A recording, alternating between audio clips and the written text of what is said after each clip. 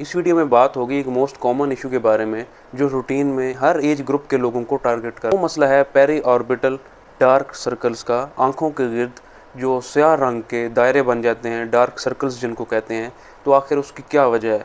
Market में different किस्म के ट्रीटमेंट ऑप्शंस अवेलेबल हैं जो आपको ये रिकमेंड करते हैं कि आप टॉपिकली ये वाली क्रीम, ये सॉल्यूशन, ये मिक्सचर आप टॉपिकली आंखों के गिर्द आप अप्लाई करें, सोते हुए अप्लाई करें, रात के वक्त अप्लाई करें, तो आपकी ये डार्क सर्कल्स ठीक हो जाएंगे। लेकिन दर हकीकत वो आपको टेम्परेरली आर्जी तौर पे रिलीफ दे देते हैं, लेकिन वो इसका कोई परमानेंट सोल्यूशन नहीं है। सबसे पहले ये जान लेना ज़रूरी है कि आखिर जितना भी ये प्रॉब्लम्स बन रहे हैं तो आखिर इनकी वजह क्या है। ऐसी कौन सी रूट काज है जिसकी वजह से आपके आंखों के गिर्द ये स्याह रंग के दायरे बन रहे हैं। तो अगर इसकी हम रीज़न की बात करें तो उसके लिए आपको एक हार्मोनल पाथवे को समझना ज़रूरी होगा।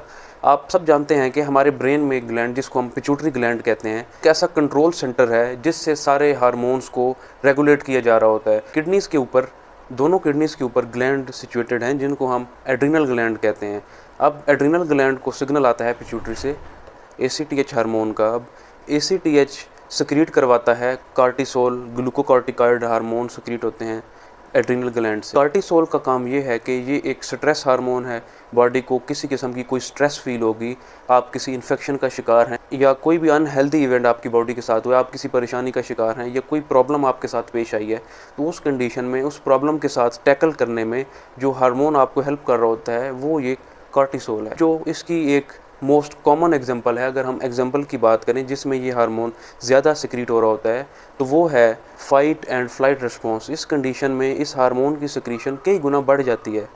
इसमें आपका जो हार्ट रेट है वो इंक्रीज़ हो जाता है, आपकी जो मसल्स को स्ट्रेंथ जा रही होती है, मसल की जो एक्टिविटी है वो इंक्रीज़ हो जाती है। इसके अलावा अगर आपका जो रेस्पिरेटरी पैटर्न है, आपकी जो सांस की रफ्तार है वो बढ़ जाती है, आपके मसल्स को ब्लड सप्लाई ज़्यादा जा रही होती है, आपका जो डाइजेस्टिव ट्रैक होता है, जो इंटेस्टाइन्स होती हैं उनकी तरफ ब्लड सप्लाई लिमिट करके जो आपके वाइटल ऑर्गन, ताकि आप अच्छे से सिचुएशन को टैकल कर सकें।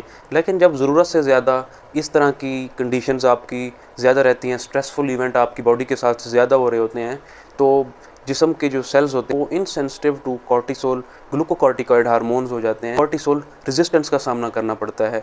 अब इस कंडीशन में सेल्स की तरफ ये कॉर्टिसोल नहीं जा रहा होता। पिट्यूटरी ग्लैंड इस सिचुएशन को कुछ इस तरह इंटरप्रेट कर रहा होता है कि आपकी बॉडी के अंदर या आपके सेल्स के अंदर इस हार्मोन की कमी वाक़ई हो गई है, तो वो और ज़्यादा सिग्नल सेंड कर रहा होता है एड्रिनल ग्लैंड की तरफ, ताकि इस हार्मोन की प्रोडक्शन को बढ़ाया जाए।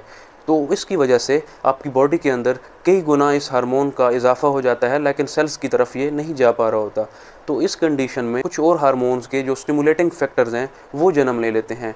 मोस्ट कॉमन वो मेलानोसाइट की तरफ जाता है, मेलानोसाइट स्टिमुलेटिंग फैक्टर का इजाफा हो जाता है। अब मेलानोसाइट स्टिमुलेटिंग फैक्टर के इजाफे की वजह से जो मेलानोसाइट सेल्स होते हैं वो मेलानिन की प्रोडक्शन को बढ़ा देते हैं।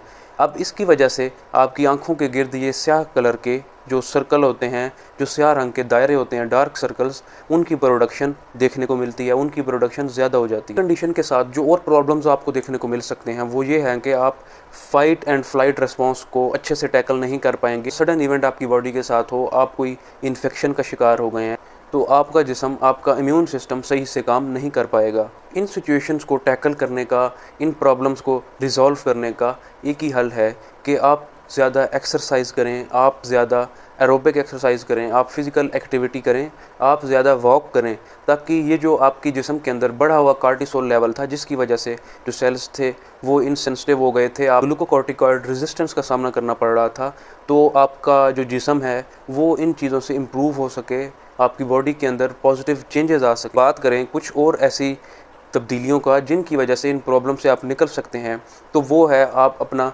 स्लीप का पैटर्न डिज़ाइन करें। आप एक टाइम फिक्स कर लें जिस टाइम आपने सोना है, और आप 6 to 8 आवर्स की अपनी स्लीप कंप्लीट करके उसके बाद आप उठें। अगर इस तरह का पैटर्न आप सेट करेंगे तो ये आपको इन चीज़ों से निकलने में काफ़ी बेनिफिट देगा। इसके अलावा आप विटामिन D3 की कंजम्पशन बढ़ा दें, आप नियासिनामाइड की कंजम्पशन बढ़ा दें, जिसको हम विटामिन B3 भी कहते हैं। इसके अलावा अगर कुछ मिनरल्स की बात करें तो उनमें सर फहरिस्त है मैग्नीशियम, जिंक, सेलेनियम। ये अब इस तरह के कंपाउंड हैं जो आपके सेल्स को प्रिवेंट करेंगे कि वो कार्टिसोल रेजिस्टेंस क्रिएट ना करें। आपकी बॉडी के अंदर इस तरह के जो सडन इवेंट्स हैं उनको मैनेज करने में ये जो सारे सप्लीमेंट्स हैं एक अहम अपना वहाँ पे रोल प्ले कर रहे होते हैं। जो नेक्स्ट रेमेडी है वो है कि आप स्क्रीन टाइम लिमिट कर दें। आप मोबाइल स्क्रीन, लैपटॉप की स्क्रीन या कोई और आपका ऐसा काम है जिसमें आपकी आई की जो एक्टिविटी है वो इलेक्ट्रॉनिक स्क्रीन्स के सामने ज़्यादा है, तो आप उसको भी लिमिट करें, क्योंकि उनसे कुछ ऐसी लाइट्स इमिट हो रही होती हैं जो वेव लेंथ आपकी आइज़ के लिए भी टॉक्सिक हैं और आपके जो मेलानिन सेल्स हैं उनकी सिक्रीशंस में भी ये काफ़ी तब्दीलियां ला रही होती हैं। इससे अगर बात करें, एक इम्पॉर्टेंट फैक्टर जो आपकी इन इलामात को बढ़ा रहा होता है, जो आपकी आँखों के गिर्द स्याह हल्के बनने की वजह बन रहा होता है, वो हैं कुछ मेंटल डिजीज़ेज़, कुछ मेंटल इलनेस। आपके जिस्म के अंदर जो बढ़ा हुआ कॉर्टिसोल का लेवल है वो सेटल हो सके और आपके जो डार्क सर्कल्स बन रहे थे अब वो ताकि आपके ठीक हो सकें। इसके अलावा जो बॉडी के अंदर आपकी ज़्यादा चेंजेस आई थी इस तरह के जो स्ट्रेसफुल इवेंट्स की वजह से, जिनमें सरे फहरिस्त हैं एंग्जाइटी, डिप्रेशन, आप ज़्यादा परेशानी का शिकार रहते हैं, आप ऐसी इन्वायरमेंट में रहते हैं जो आपकी इन सिम्टम्स को बढ़ा रही होती है, वो इन्वायरमेंट जो आपके लिए एज आ ट्रिगरिंग फैक्टर का काम कर रही होती है, जिनकी वजह से आपकी बॉडी में इस तरह के जो इलामात हैं, इस तरह की जो सिम्टम्स हैं आपकी वो बढ़ जाती हैं, आप ज़्यादा परेशानी का शिकार रहते हैं।